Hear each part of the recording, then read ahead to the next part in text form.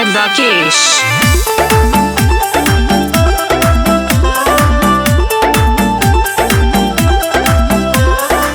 नैहर में यार के तू छुए न दिहलो, कैसे ससुरवा में पिया से बचैलू। अरे का बताई हो, बोला बोला।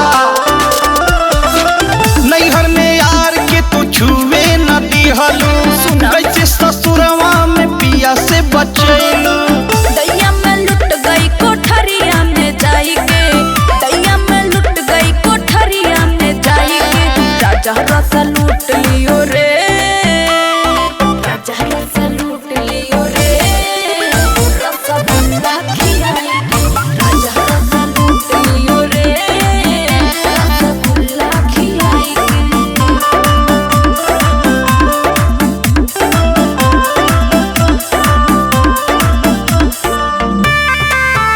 रसगुल्ला खिलाई के, रसगुल्ला खिलाई के।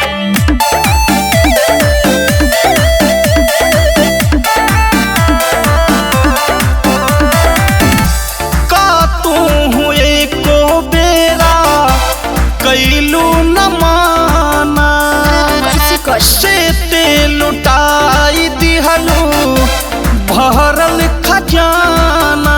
अरे दादा, रसगुल्ला खिलाई के। हम रहनी सीधा पलम बदमाश हो, कवने के रात यरऊ बन गईले खास हो। कैले अन्हार पूरा ढेबरी बुताई के, कैले अन्हार पूरा ढेबरी बुताई के। राजा रस लूट लियो रे, राजा रस लूट लियो रे।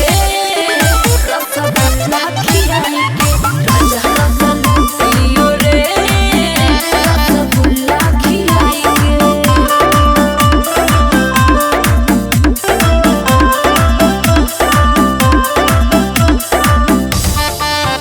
रसगुल्ला खिलाई के, रसगुल्ला खिलाई के।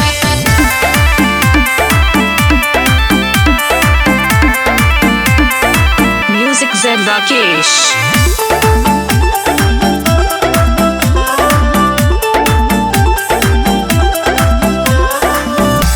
पावेला प्यार तू रहलू बेकरार हो, 5 मिनट ना कैले होखबू